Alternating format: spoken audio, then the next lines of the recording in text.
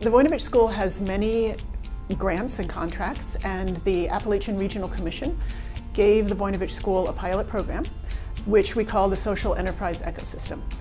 The intention is twofold: to help social enterprises, that is, enterprises that are mission-driven and also market-facing, also make money in some way, and to help funders, philanthropic funders in particular, get involved in impact investing, which can be used to support social enterprises.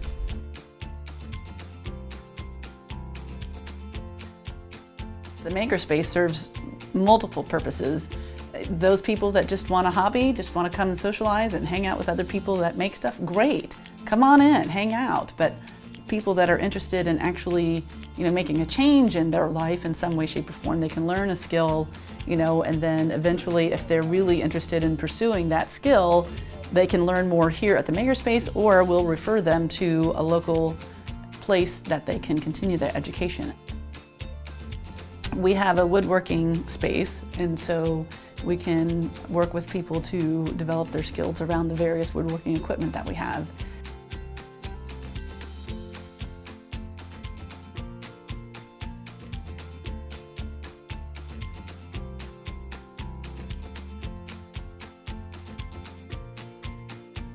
In the Makerspace, we really want to have classes that reach all of our stakeholders, and we want to have opportunities that all of our stakeholders can take advantage of. So that includes young folks, parents, but we also want, high school students, we want other student groups, we want schools, in Wood County and Washington County to come and take advantage of our location. We also want, young adults, middle-aged adults, older adults, retirees, whoever would like to come in and get their hands on stuff and make stuff. We want them to be able to come in and make use of the place too. Just follow the same line that way. Anyways, No! we got to. So we're not doing it. Perfect. I didn't realize that we were a social enterprise until I sat down with Faith and with Megan and with Allison, and we were having a conversation about it, and then I'm like, oh yes, that's right, we are a social enterprise. We fall in that category because we're a nonprofit and we do bring in income through a variety of the things that we do, but we also are an organization that basically provides a service to the community. The C program has actually kind of helped us take a good look at fundraising practices. When you're putting, as a novice in this work, in order to put together, a flyer that includes metrics, and what does that look like? What should that look like? What they've done is really kind of given us, experience, a sounding board. It's people that we can go to and kind of bounce ideas off of. They're incubating us, essentially. So to have a group of people that can help you through all of those parts and pieces is extremely, extremely helpful.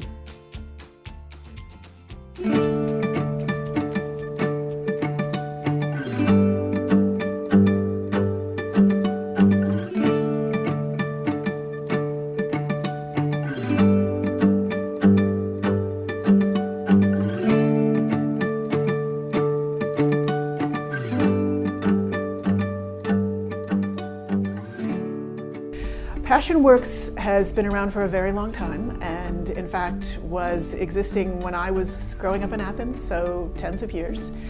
Patty Mitchell, of course, is the phenomenal, passionate brain behind it.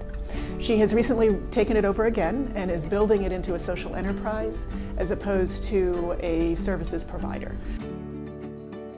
So focusing a lot more on the financial bottom line, on external marketing, on fundraising events, all of which are going to secure its financial stability going forward.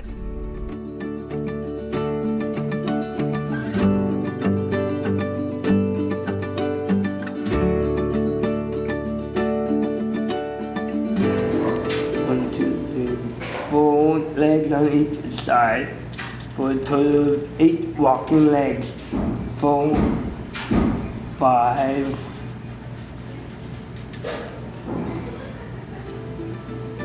6.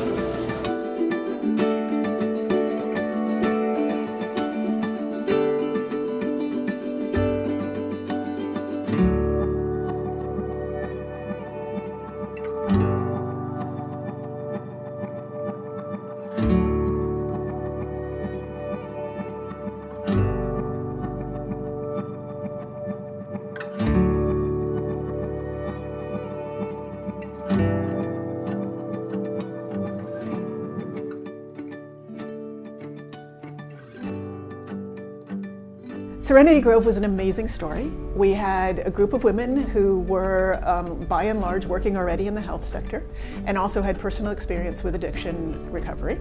And they said that it was their passion to start a recovery house for women in the area, similar to the one that is available locally for men, but there is no such entity for women. And we worked with them to put together a financial plan, to put together a fundraising plan, to work on their website presence, helped a little bit with fundraising. But what we did was minimal compared to the amazing amount of work and passion that these women have.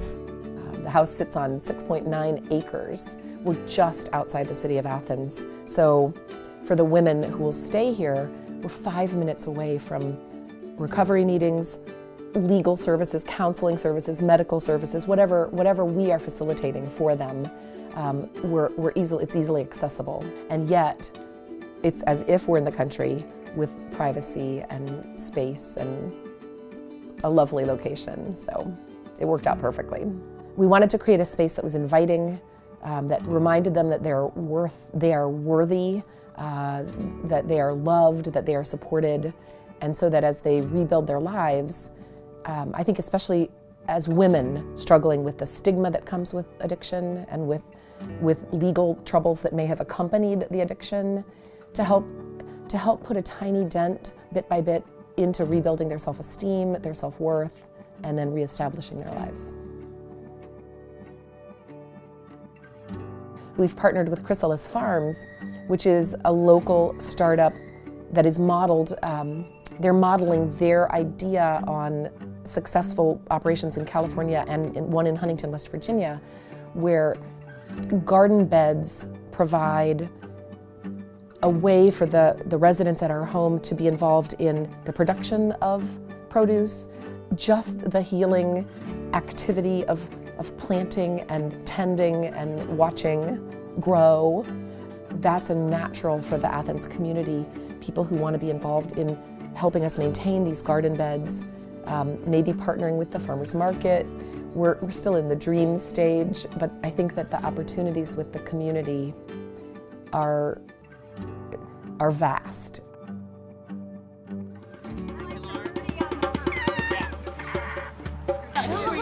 Jump down! I think all of us feel like we've been on this journey too, and that it's been as good for us individually as we hope it will be for the women that we can help.